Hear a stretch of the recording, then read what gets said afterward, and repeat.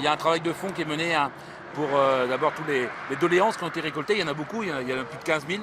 Donc c'est en cours aujourd'hui d'analyse.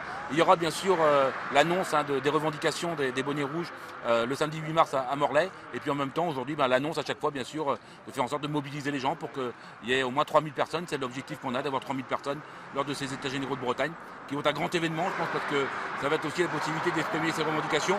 On sait qu'elles tournent déjà beaucoup autour de l'emploi et l'économie, la régionalisation aussi, une forte demande d'avoir des vrais pouvoirs pour la Bretagne. Il y aura la réunification également, et puis aussi bien sûr faire en sorte que demain les gens puissent vivre, décider et travailler en Bretagne. Et alors si rien ne bouge du côté du gouvernement, qu'est-ce qui va se passer?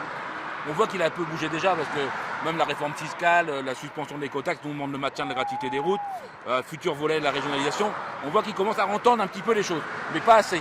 Moi je crois qu'aujourd'hui il y a comme plusieurs mois qui sont passés, on a laissé le temps nécessaire.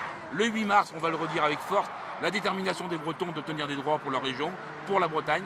Et puis si le gouvernement reste aussi autiste, s'il n'entend pas ce qui lui est dit, évidemment qu'il y a un gros risque à ce qu'il y ait un vrai printemps des bonnets rouges qui s'organise au printemps prochain.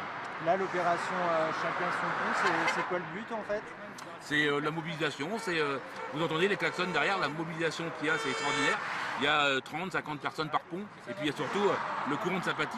On voit très bien la cordialité qu'il y a, les témoignages par les klaxons, les codes phares que font les automobilistes, qui disent qu'ils sont avec les bonnets rouges, parce qu'ils veulent vraiment voir la Bretagne avancer, et ils veulent qu'il y ait de l'économie, de l'emploi ici, pour que les gens vivent, décider de travailler en Bretagne.